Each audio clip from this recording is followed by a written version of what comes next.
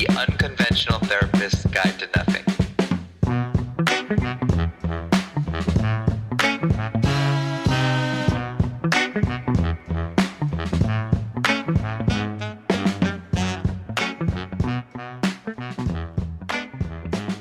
Hey, everybody. Welcome to The Unconventional Therapist. My name is Dave, and I'm joined here, as always, with my co-host, Greg. And today, I have challenged Greg to ruin his life. Yeah, I have to say, it's season appropriate. I'll give you that. It is, right? If it's ever a time to do this episode, this is the only time that it's appropriate. So Dave had me researching the most disturbing mental illness / true crime stories I have ever heard in my entire life. And yeah, we're talking about a real life vampire here. Like, actually, which when you say vampire, it doesn't really call to mind or induce the same feelings that this person does. So the depiction of the fictional figure that we know to be a vampire doesn't do this person any justice. It's almost like an insult to vampires to put them in the same category, right? Because you love vampires. You're a vampire. Vampires are cool. Yeah. But this guy, we're talking about a serial killer, cannibal. I know you have a problem with the animal abuse. Yeah. A necrophile, and I think that's a plenty. And we're talking about Richard Chase here. Richard Chase, a.k.a. the Dracula killer, a.k.a. the vampire killer of Sacramento. Yeah. I got to be honest, I'd never heard of this guy. Me neither. I found a book. This is how I discovered him. And I didn't know how disturbing this was, so this is all coincidental. That is as disturbing as it is, and it's a delight to... You found a book in your house. Well, I was just browsing books at Savers, as I do from time to time. You never know what you'll find. And I found a book called The Dracula Killer. And I was like, this is right up my alley. It's true crime. Amazing. I think I sent a picture of it to you like months and months ago. And then it's been staring at me as I record, like every time we're recording. And I'm like, what better time following the Universal monsters? We just talked about Dracula. Let's get into the Dracula Killer here. Yeah. Which makes it almost makes you think of Van Helsing or something positive. Like this guy he kills vampires. It's not the Dracula hunter. No. It's the Dracula killer. That's right. You know what this also highlights for me? That there are probably so many other terrible, terrible true crime stories that we have glossed over or gleamed over that we're not even aware of. Because this feels like something I should have known about, you should have known about, people should have known about. Because this is like serious, heinous stuff. Yeah, it's like Albert Fish and like really darkest of the dark serial killers. Like unnecessary. Like, serial killers like a Ted Bundy or even a John Wayne Gacy, it's like it's terrible, but they don't rise to the level that this does. This has that extra, like, all right, well, why that too? Yeah, like you just added that in at the end. We'll get it all done. Yeah, we'll get into that. We'll get into that. But all right, so let's take it to the early life with this man. Take it from the chorus. Take it. That's right. So born in the 50s. I'm embarrassed to say that he's a Taurus. Yeah. So he was born in May 23rd. Yeah. So so you've obviously found a lot on his early life. I had a hard time, but I dug around and I found some stuff. So, and what I mean is Wikipedia didn't have much on it. So I had to go to a lot of other different sources. So the mother, Beatrice, and father, he's a junior. But most people called his father Dick. So I guess he's, Dick Jr., which I don't know if it's appropriate, but that's what it is. Right. So his childhood was not traumatic. So I got a lot of information from this book. I think the name of it was Vampire Killer, and I think it was Kevin Sullivan. But it talked about his childhood not being traumatic, but at the same time they had their problems, right? The mother would be claiming that the father was poisoning her, cheating on her. These problems and these claims were unfounded. And the more stories you hear about the mom, you start to think, wow, like she's got some paranoia here. She's got some delusions here. And this could have been an undiagnosed schizophrenia situation with the mother. 100%. I Yeah. actually, so hearing about her, so it's like, can you go more into like some of the things that were odd behavior, I guess you would say? With the mom, Yeah. so I will get into more stuff. I mean, throughout, I obviously you have some stuff you want to add. Please do. So, Yeah. Well, I actually have, this like an really anecdote. resonated with me because I have a patient who I work with, and at times his mother has displayed so much of this behavior that Richard's mom displays. And I'm like, there's definitely some mental health stuff going on here, right? The paranoid, delusional thoughts.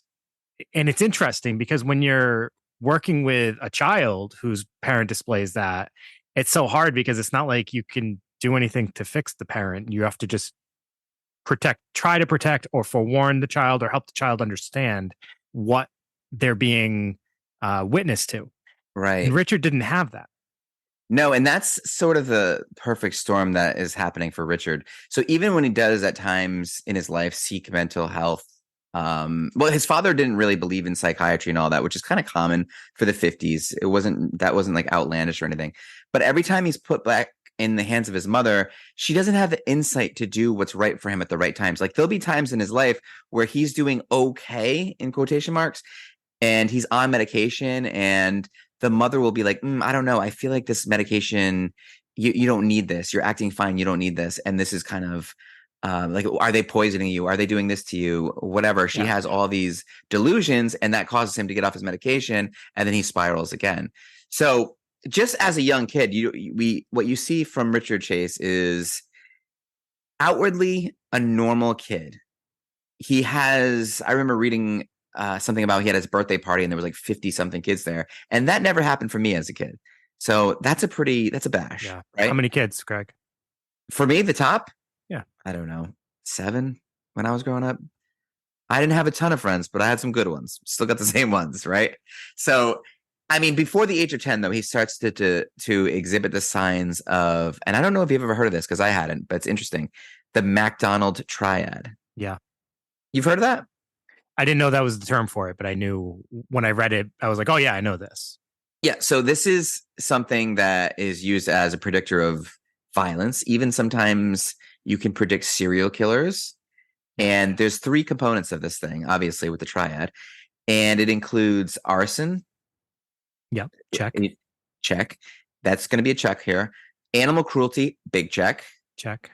And enuresis, which is bedwetting. Yeah. So you check all 3, Greg.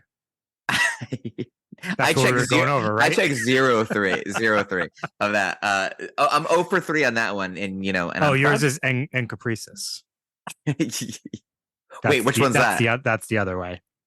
Oh, poop in the bed. Yeah. Yeah. No. Thankfully, I'm spared from all those for now. Right? We don't know what the future holds. You don't have the affliction. Okay. I don't have that quite yet. So, I mean, yes, he checks all 3 of these. So just a little bit more about that MacDonald triad, not the McDonald's triad. No, that's what I'm talking about the extra value menu here. I'm still thinking about those special boo buckets that just got released this month. So ordering a Dick Jr. All right, what if that's enough? I don't know. I got those on my brain. But that was first proposed by J.M. MacDonald in an article called "The Threat to Kill" in 1963, which made it to the American Journal of Psychiatry. However, there are some studies that show that there's no statistical evidence. Of course. Yeah. I mean, it's totally just taking a few common attributes that they probably found to be in, certain people that committed violence. So I think bedwetting, there is sort of underlying, I think that's probably the least of anybody's trauma, worries. But that's like a trauma response, typically, like maybe a sexual abuse.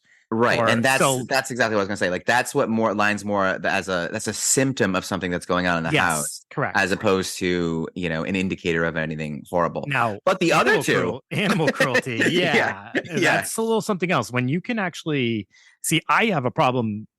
This is my personal opinion. So nobody attack me. I wouldn't even be able to go hunting. I couldn't even go hunting. Very hard for me to inflict any sort of pain on an animal.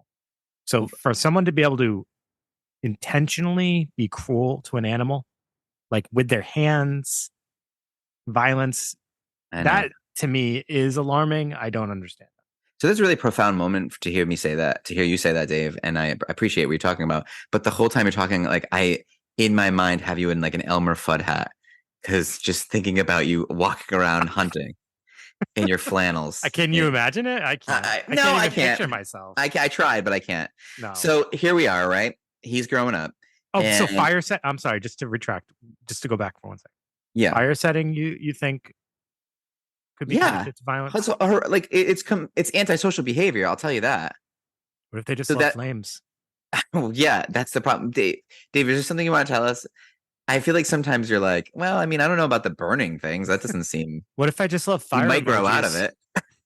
It's like Beavis. Yeah. So no, he would. But listen, though, it's not just burning things, but it's the way you do it, right? So I mean, because we all kind of set fires as kids, not to like buildings or anything like that, but it was kind of fun. I never did that. Okay, well, good for you. So, so his parents. But the problem with this is. So a lot of this is going to be parenting too, because his parents would let him get away with everything. So he'd be burning things in the house, like in pans. So there'd be like these really badly burnt pans with kind of weird things in them. And he also would turn up the heat so high in the middle of the night, he would sleep naked on the couch. And he just like to feel that like heat. And that's a really strange thing, right? And if your mother has schizophrenia, she might, be able to not have such a problem with that, but the father's got to be like, what is happening here? Yeah. Right. Also at 15, right around 15 years old, he starts believing he's a member of the younger gang with like Jesse James and his gang. Ooh. Did you hear about that? No. So that is a delusion. That's a hardcore delusion. Not that he wanted to be a part of it, that he was a part of it. So another thing, so this is building up. So he's 15, he gets his first girlfriend, and the girlfriend is interviewed about, what their sex life was like. And obviously it's not great because they're 15, but what she would reveal is that he had trouble getting and maintaining erections. Not the first time we've heard that. No. That was the Casanova killer. Right. So, and so, yeah. So actually, you know what? Ted Bundy too? No, or no? And there's a Russian serial killer who had a lot of like impotence problem. I can't remember what his name was, but what the problem here is, and when I'm thinking of MacDonald and his his triad, I think an important thing to sort of try to understand at a young age, especially that puberty adolescence thing, is not so much whether or not you can get or maintain erections, but what does cause arousal for these young teenage boys who are having this kind of issue. Because in his room he had pictures up, and this is going to remind you of someone too, I don't know if you'll get it. Already got Dahmer. Yeah. Yes. Well, actually, I think did he not also have some? He did, but the thing was, what did make him ready to go is viscera. Yes, so he had pictures. Richard Chase had pictures on his walls. It's the same way we would have in the 90s, like Kathy Ireland or whoever. Like he would have pictures of like hearts. Roseanne Barr. Who? Roseanne Barr. Did you have the Roseanne Barr poster? Okay. I mean, but to each their own, and that's fine. So thinking 90s, the same way that you would have Roseanne Barr and I would have Kathy Ireland, he would have hearts or other organs that he cut out of Grey's Anatomy, like hanging on his walls. So it's not unlike Dahmer, where he needs to see this shiny viscera and it causes sort of him to become sexually aroused. Like that's something that needs to be found out pretty quickly, I think. Yeah. Now, if ever is there a sign for danger, I think that would be it, right? Yeah. If I had a kid and they were putting up pictures of organs on their wall, I'd be slightly concerned. I mean, well, at this point, so he's sleeping on the couch naked. He's burning stuff in the pan. So there's things happening, right? So of course, now that he wants to sort of ease the pain of the erectile dysfunction ridicule, because obviously this girlfriend doesn't keep it to herself, and she spreads the word a little bit. She's doing interviews on it. yeah. I mean, 15 years old. It's like, what are you doing? She'll give an interview to a And ring who are doorbell. you I even mean, talking she'll to? talk to anyone about this, right? So she's spreading that around, which can't be, that can't feel good for a young guy or whatever. But to ease the pain, he starts dipping into drugs, and the drug that he really latches onto is LSD. And for someone who probably has schizophrenia in his family, it's very hereditary. And we know that psychedelic drugs can induce or onset, make it a little bit earlier or more intense, the symptoms of schizophrenia. All right. And so, I mean, LSD and marijuana and alcohol, right? Oh, yeah. And meth. Isn't that the Greg Charpentier triad right there? Yeah. Wait, hold on. What's the Greg Charpentier triad? Did you say LSD, meth, and what was the third one? Oh, marijuana. That's not so bad. Marijuana. Yeah. Or alcohol. So bad. Okay. That's like the bedwetting part of it. It's not that big of a deal. We're like, that one is just a symptom. That one's kind of no big deal. It's symptoms of other stuff in the home. So he now we're getting a little bit older, and don't worry, we're gonna get to the parts where it gets a little more intense, Dave. I'm sure you'll lead us through that. Yeah. But he tries to get out into the world on his own. He finds some roommates, but his behavior becomes more and more paranoid. He starts boarding up his own room in this house, and these people eventually kick him out.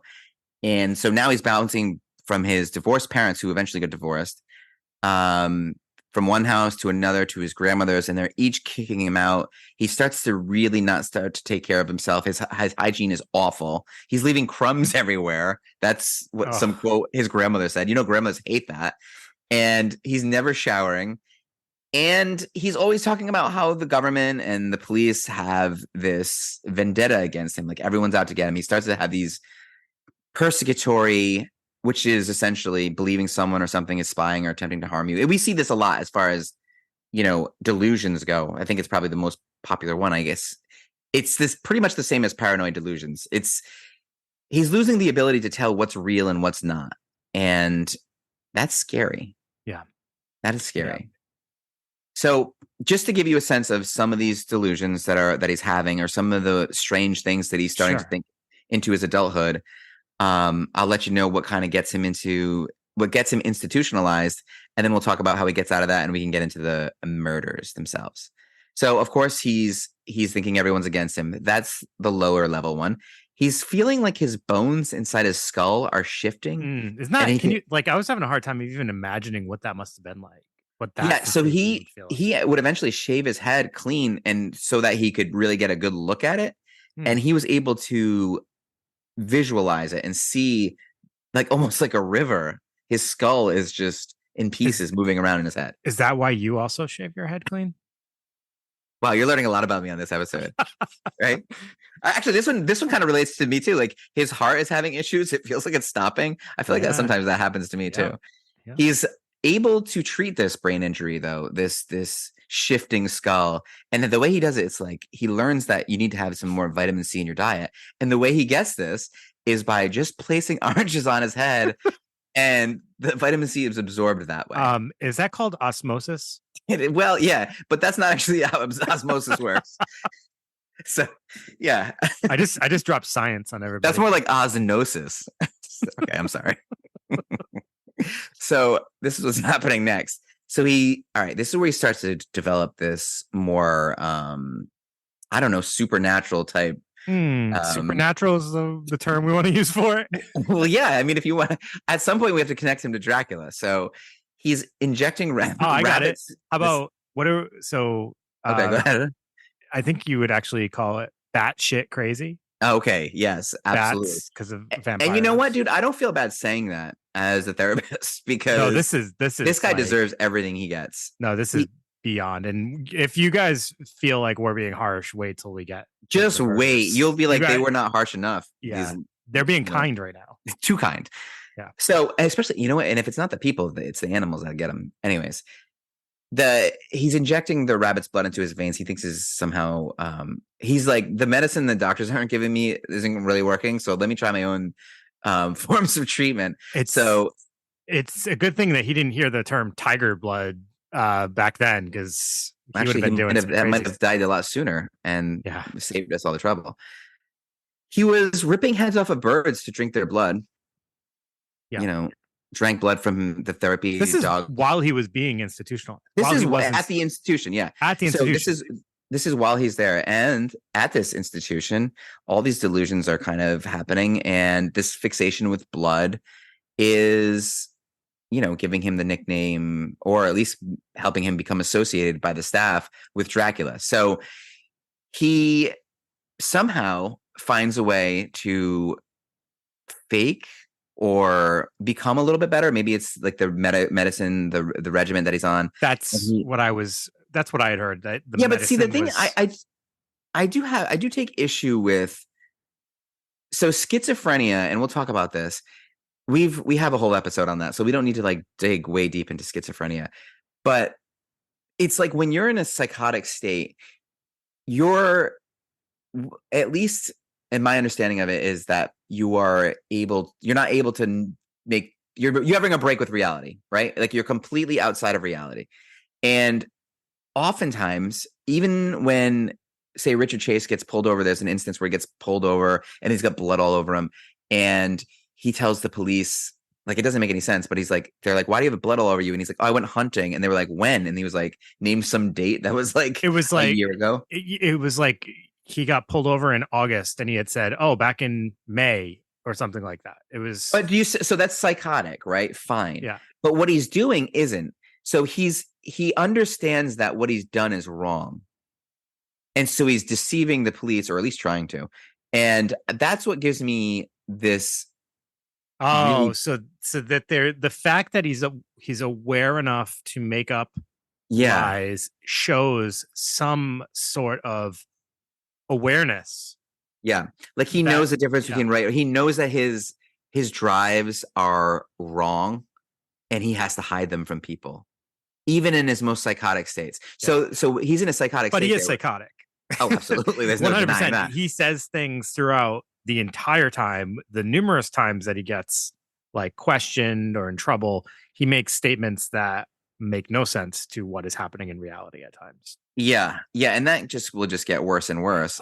Greg, so the reason he was institutionalized. So I don't know if this was said, or he had basically, along with everything we've been talking about, like he developed hypochondria. Mm-hmm. And he went because he told the doctors that his pulmonary artery had been stolen. Yeah. Along with all the other things that you mentioned, and that his blood turned to powder. Yeah. Imagine that. It's a problem. If your blood turned to powder, that'd be nuts. Yeah. You'd be dead. So that's what they should have told him right away. Would you just like dissolve into dust? I don't know what would happen, but I know, and he does have a really, and this will be a thread line throughout, like blood, obviously, and poison. Like somehow my body's been poisoned. Yeah. That comes from the mother. He thinks he's a vampire? He never says anything about being a vampire. No. He's just associated with like there's no. He thinks the blood has it. Almost it's medicine. It makes him feel better. And it's when this is the only way he gets. Or if his blood's powder, he needs blood. So he needs blood. So that's true. So yeah, right. So it's all almost medicinal, but there's also, so it's medicinal, and there's a sexual, there's something sexual about it too. You just described our podcast right there. I know. Medicinal and something sexual. Can't really put my finger on it, but there's something sexual. I don't know what it is. So, all right. That's our new tagline. Actually, here we are. We're in the. It continues though. I mean, like, all right. So at the hospital, one thing we can also acknowledge. Okay. Oh no! What year was this institutionalization that you? I'm talking like basically between the years 73 and 76. Okay. All right. So, you mentioned a ton here already. So one interesting thing, he moved back home at one point. His dad actually, like that stay was super short. His dad actually like paid for him to get another, like put up the money for him to get another apartment. So, oh like, yeah. Even They were like, no. No, the mother and the father, who absolutely hated each other by this point, Yeah. split the rent for him because they're like, look, Yeah. we're not. You got to go. Yeah, and honestly, like the father was. It reminded me. Did you watch the Dahmer thing? Yeah, you must have. His father reminds me of Dahmer's father. Lionel. Yeah, he's very like sympathetic and trying and guilty towards the end, where he's like, I'm trying and trying and trying to like find this boy that I once knew, and it's just he's gone. He's not even human. I heard somebody describing the relationship with Richard and his dad in a very interesting way, because it kind of gives you like a visualization of what this must have looked like. But his dad being kind of like this, like probably like this more like old school, like maybe more neater, like clean cut kind of guy. Yeah. And he's like, Richard is like this hippie, LSD, like hippie kind of guy, right? So you mean kind of visualize like the difference between them, where they could probably butt heads, and the and then obviously the animal blood, part of it, that's. And the father just went through it. He went through it with the mother. Yeah. Always blaming him for, like, they were on a camping trip miles and miles away, and the mother was saying, hey, look, stop cheating on me in the woods with your and it's like, no, that's not happening. Yeah. Can you imagine living with that? Like, that's when that was kind of what I was alluding to with the patient I work with now. His mom will go through moments where she makes statements towards her boyfriend or current partner along those lines, like that he's sleeping with everybody around. It's like, it doesn't work that way. It's unfortunate. Like I said, because if you're working with a child, you can't directly treat the mom. So he's living his life, bouncing around, not really socializing, no dating, spending time capturing, killing animals, eating them, doing stuff with their blood, whatever. There's tons of killing animals. Yeah. The hospitalization that I was going to refer to was in 1976. So I don't know if that is also the one that you were referring to. Yeah, and it's the final. It's the final. This is the one where he's hospitalized for blood poisoning after he injected himself. Yeah. All right. So it's that one. That's the one that you were referring to as well. So the one I mentioned about the pulmonary artery, that was before. So during this hospitalization, many of the patients and the nurses were frightened by him. And this is kind of where he got coined the nickname Dracula. Mm-hmm. He, at times, like you had mentioned, he would bite the heads off of the birds. So one of the things that I had heard about this in this hospital is actually like the walls surrounding the hospital were short enough for people to be able to jump over them. Yeah. So patients could leave, like not supposed to leave, but they would leave, go do stuff, and then sneak back in. And it's believed that Richard was probably doing that, and that's how he was able to kind of engage in some of this behavior even while he was hospitalized. And then I know, as you mentioned, once the medicine was good and he was released, he stopped taking it because, it's like the old saying goes, if it ain't broke, you gotta break it. Yeah. So, and that's the thing that happens so much, and it's kind of sad with mental illness when people are like, and we're not talking about depression and anxiety here. That's not what we're talking about. But I mean, even those, like, when people feel good, they're like, oh, I don't need these anymore. But like what they're forgetting is sometimes that's the reason you feel good. Yeah. That's the thing that's producing that chemical that your body is lacking, that is making you feel balanced and feeling well. And when you take that away, your body's going to go back sometimes to how it was before. And for whatever reason, it just wasn't producing that chemical that was needed or whatever. And with schizophrenia, and I don't want, and we don't want to send the message that like schizophrenia is dangerous. That's not what we're talking about here.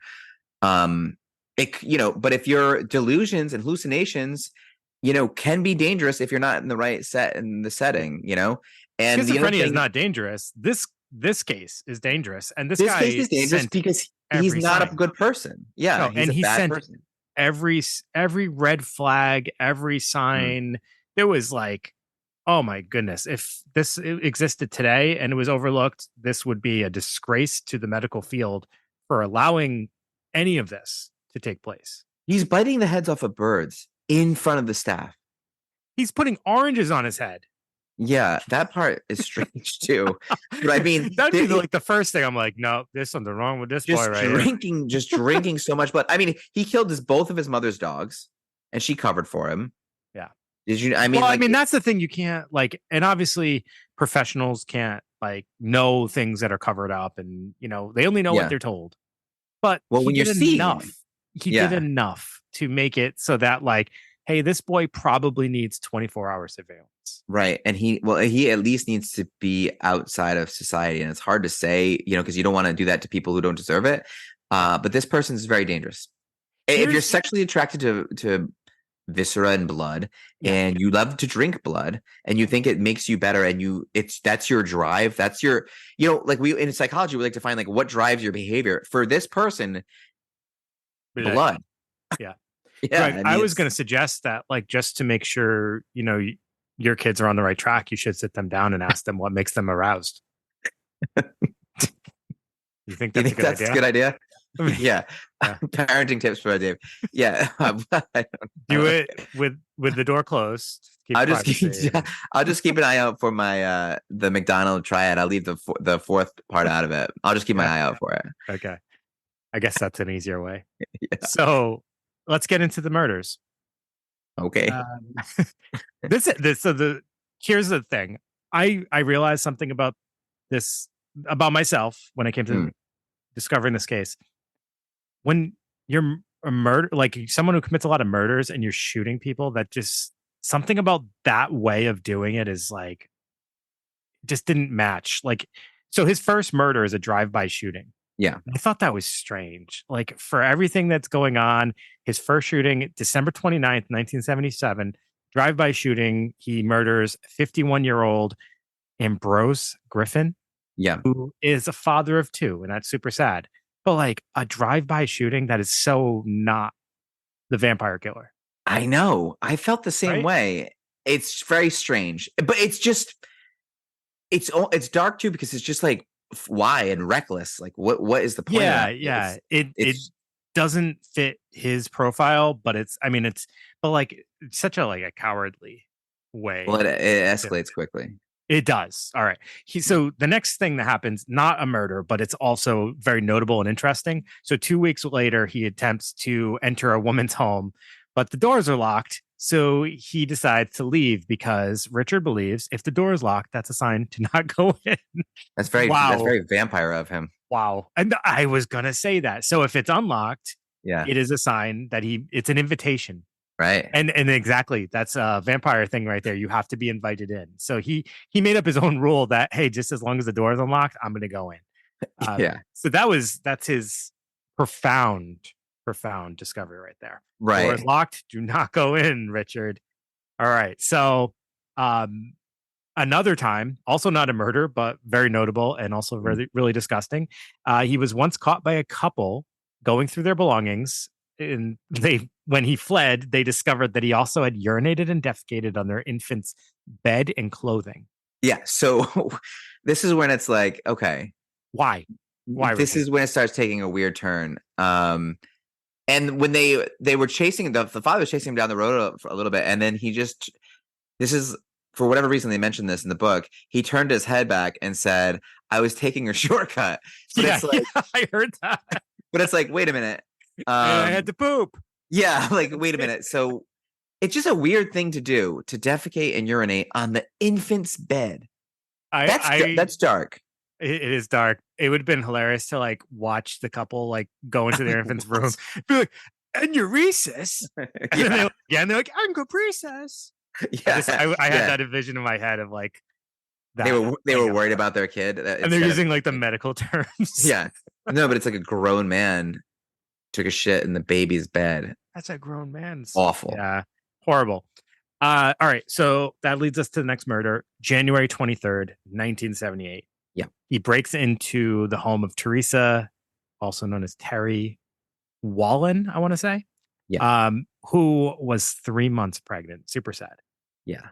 He shoots her again with the gun. Just such a weird way of doing it, but also cowardly. Cowardly. So he shoots her 3 times and then has intercourse with her corpse while stabbing it with a butcher's knife. proceeds to have multiple organs removed, cuts off one of her nipples and drinks her blood.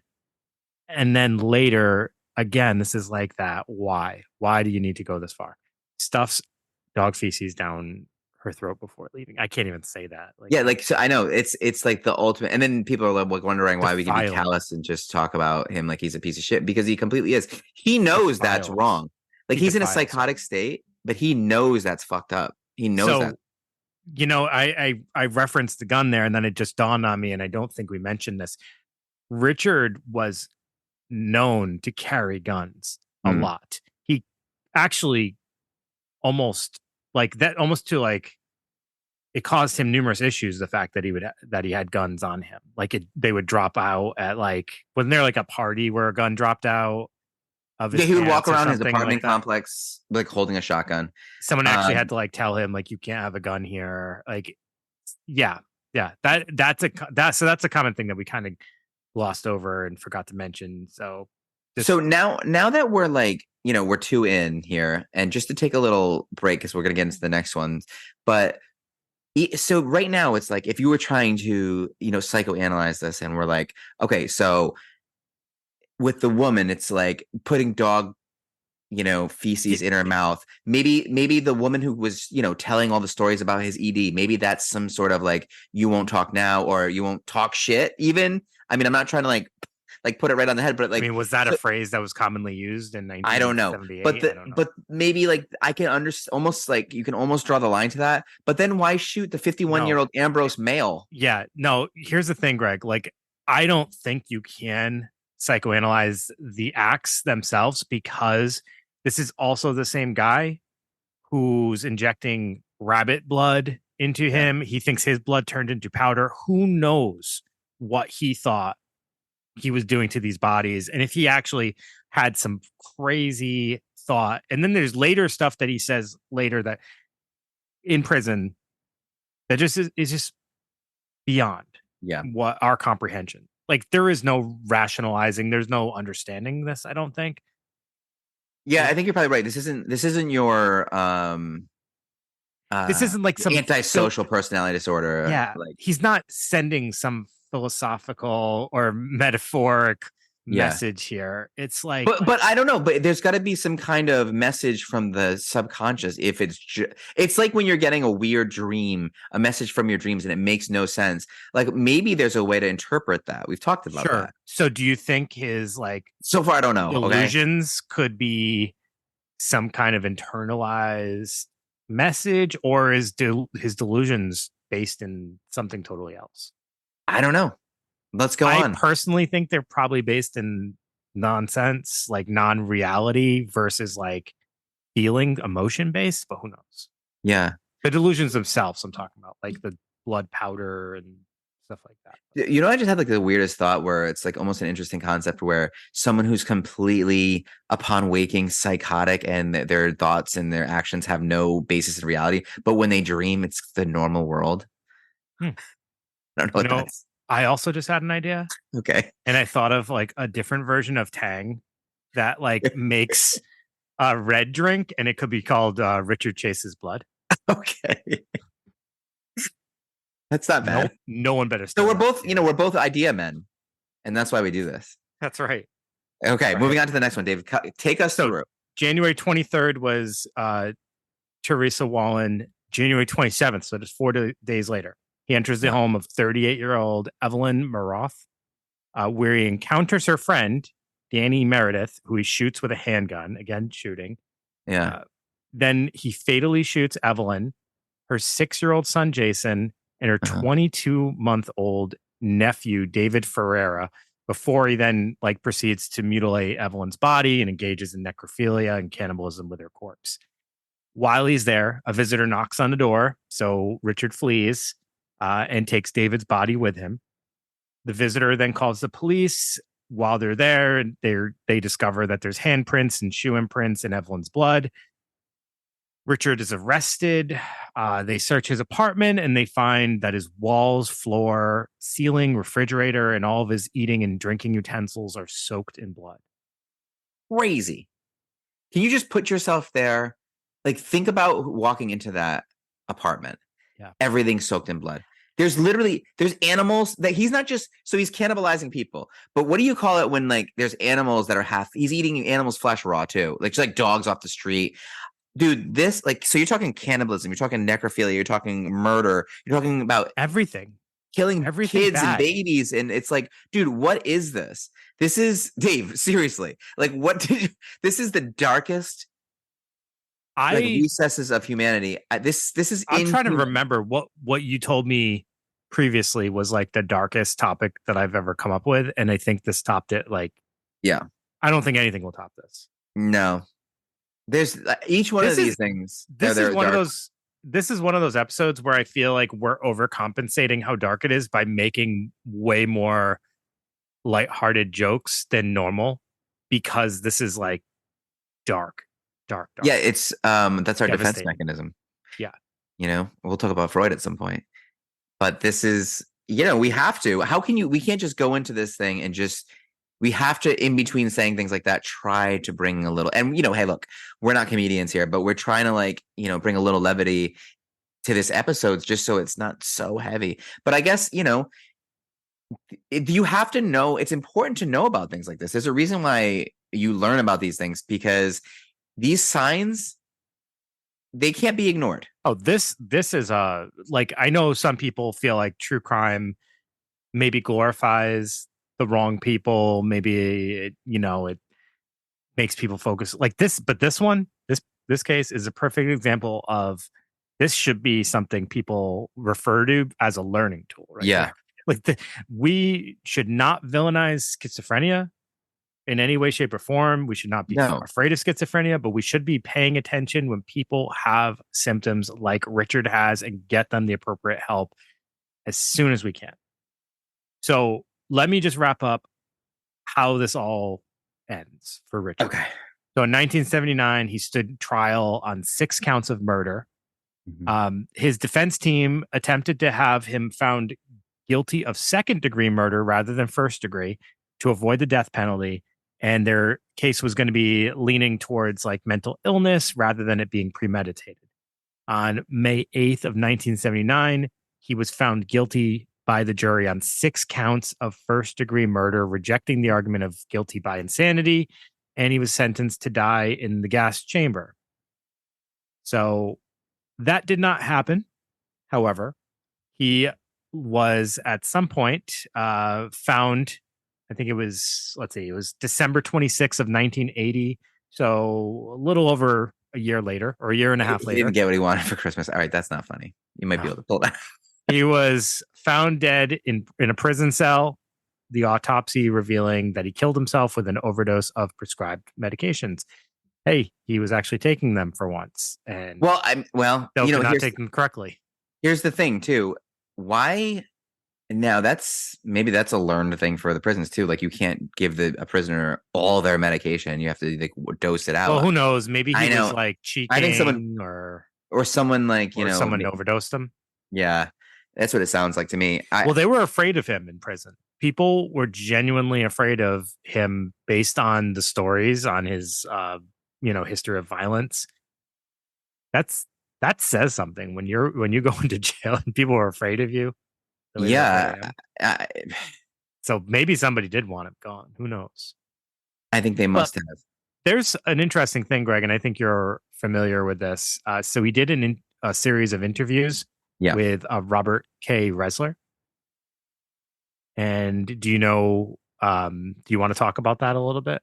Well, I think I'll let you talk about it, but I do know what you're talking about. This is his, his fears that Nazis and UFOs were sort of part of the reason why he killed these people. Yeah. So he claimed that although he did kill, he was actually forced to kill to keep himself alive by the Nazis and the UFOs. Yeah. And that he had asked Ressler, who was doing the interview, if he could get him access to a radar gun so he could apprehend the Nazi UFOs and the Nazis could stand trial for the murders. And he actually handed Ressler a large amount of macaroni and cheese. He had been hoarding in his pockets, believing the prison people were in on the plot with the Nazis and were attempting to kill him with poisoned food. So Right. that's right there. This goes along with that idea of being poisoned. So Right. maybe he wasn't that off base. They But might that's not a have been thread working line. with Nazis. And dude, honestly, there's a couple things here, right? So poison food, that goes all the way back to his mother, who always thought his father was poisoning her, right? So that's sort of a delusion that's followed him all the way to this point in his life. And, potentially he was poisoned and murdered. It is my thoughts, right? Also, macaroni and cheese, not a pocket food. I know that's obvious, but you often do keep pocket hard candies on you. I do. Unwrapped. That is a pocket food. And even, Napoleon Dynamite, a tater tot. I mean, that's borderline. But this macaroni and cheese is like, can you imagine being Robert Ressler and having this person talk to you about this? And No, he must have been thinking, this is gold. I know. He was probably like, give me more, buddy. Give me more. This is gold. I am going to retire on this interview. Yeah. I mean, pockets of macaroni and cheese. So fall from grace. I kind of love the prison interview. Like, this is one of my favorite things when we do true crime episodes. I love watching the prison interviews because you get such a different version of the person.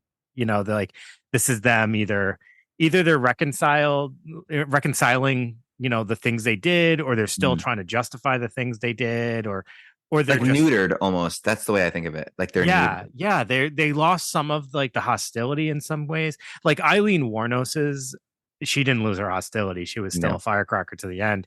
But like, it was so interesting hearing her talk about like her perspective on things, and like, yeah, this one's no different. And we've seen a few others in some of our past episodes. So these are always interesting. So I was glad to find this little tidbit of information here, because that is a nice little wrap up to the story, I think.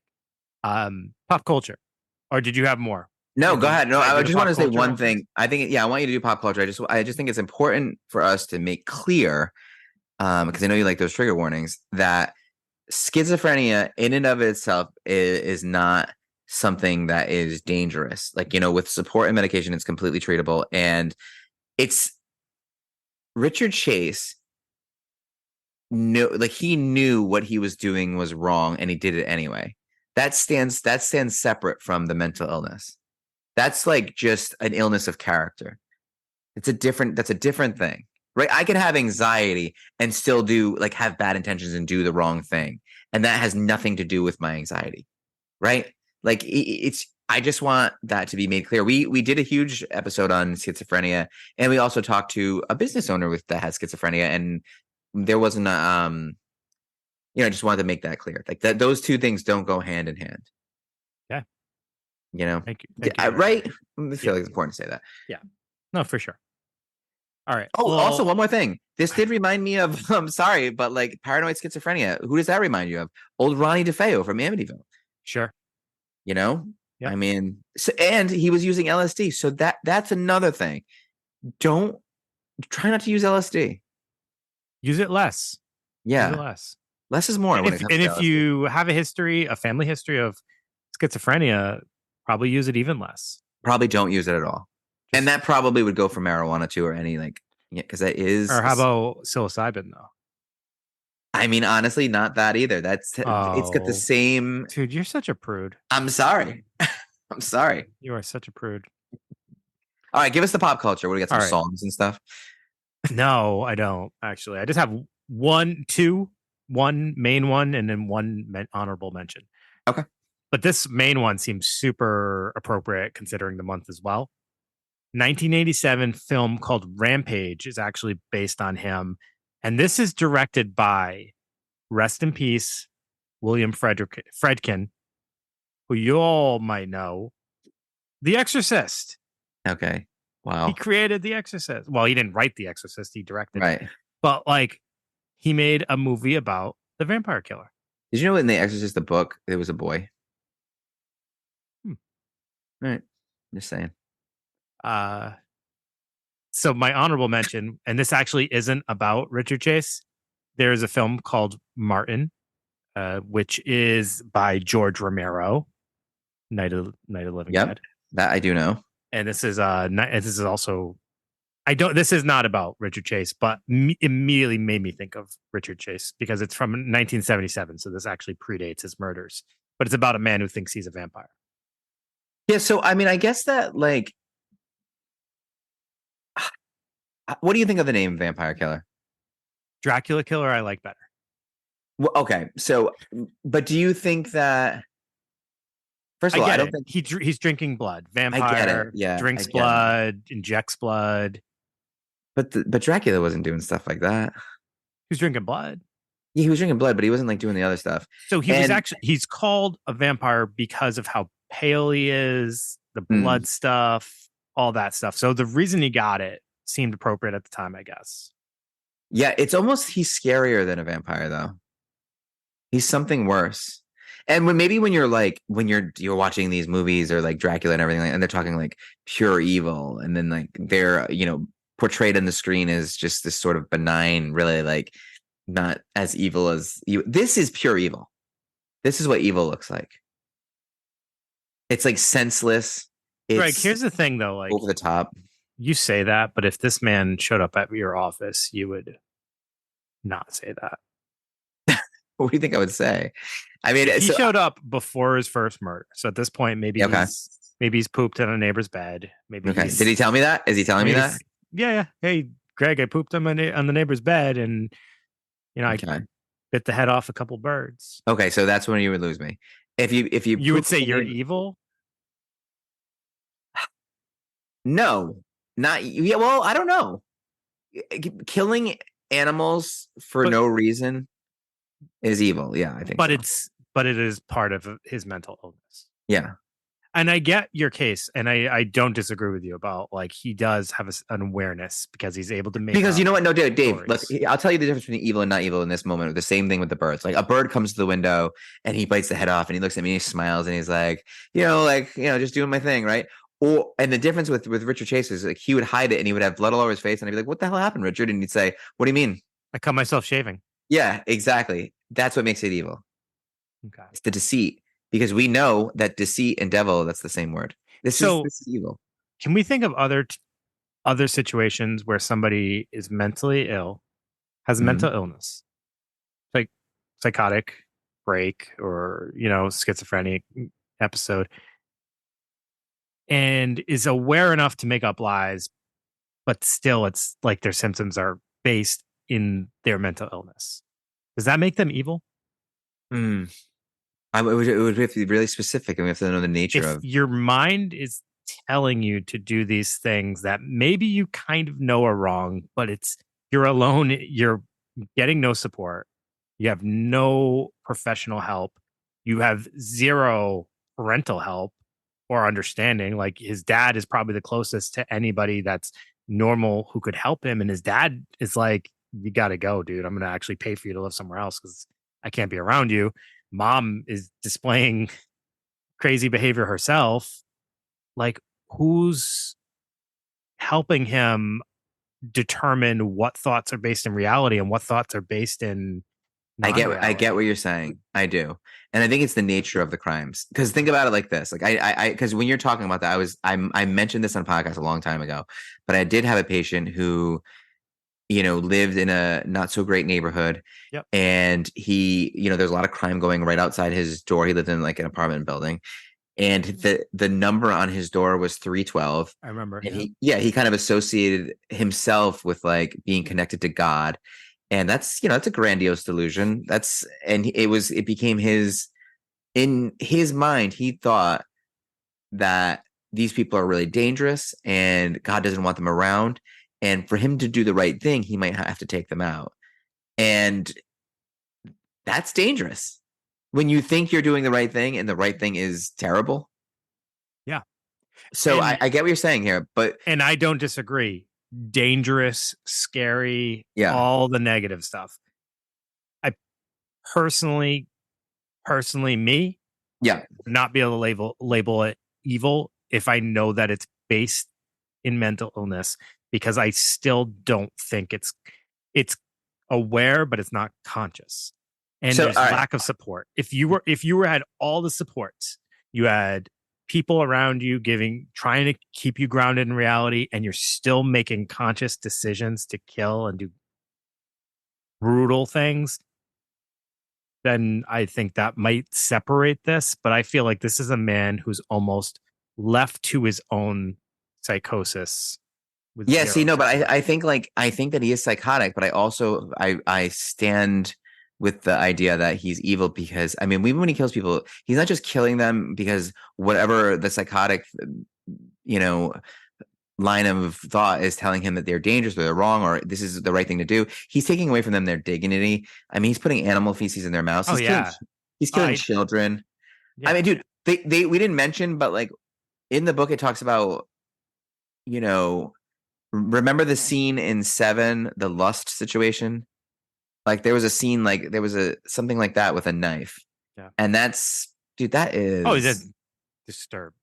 That's dark. And so I'm just having a hard time finding evil in the DSM-5. I was just looking at it okay. So I just didn't know what's the F code for that one? How do you bill for it? 6.66. Is that, the billable code? It's funny because it's like what evil, right? I mean, boy, we don't have time to get into a conversation about what exactly that meant. I mean, we'd be like theology. We'd be into all kinds of things. I'd let you edit that one. Yeah. Okay. Yeah, I wouldn't know. It would never come out. So it's one of those things where who knows, like the absence of good, I guess. Right. I mean, evil can't have there could be no goodness involved. And I think I don't see any goodness in this. I think he was just completely self-serving. His drives, like that's inhuman. That's what separates us from the animals. Like he's compelled only by his desires and his drives, and he doesn't have anything that's going to stop him and take a second and think of someone else's well-being or even an animal's well-being. It's just, this whole thing is just dark, and I hate it. And thanks for making me dig into this. Yeah. Oh boy. I'm glad we're slightly lightening things up for the next episode. Slightly. This was a doozy. It's a doozy, yeah. I mean, these crimes were more rotten than some pocket mac and cheese, you know? I know. What kind of, that's evil. Evil hands you pocket macaroni and cheese. There you go. I thought that was the good in him. Okay. Wrapping it up. Richard Chase, aka the Dracula Killer, aka the Vampire Killer of Sacramento. So, yeah, Greg, next week, hopefully a little bit lighter. We'll see. A little bit. No, yeah, it's lighter. It's for sure lighter. There's no way to go darker. That sounds good to me. Yeah. This was bleak. And speaking of bleak, week after week, we ask if people can shed some feedback. Is it evil that they don't? So we would love to hear what you think, whether that's a message to us. We did get a message recently on the Universal Monsters episode. So shout out to our buddy that sent us that message to kind of just tell us what he thought about that episode. But we would love to hear more and for more opinions to come in. And also, if you guys could leave a rating and review on Apple Podcasts or wherever you're able to leave a rating or review, we'd be so incredibly grateful. But until then, we will be back next week. Everybody, Halloween is next Tuesday. We are very excited. Our last October episode will be dropping on Halloween morning, which is super appropriate. Yep. So we will see you then. For now, so long, farewell, good night. Good night. Good eve. Is that a vampire? And good morrow. Yeah. Is that a vampire? Okay.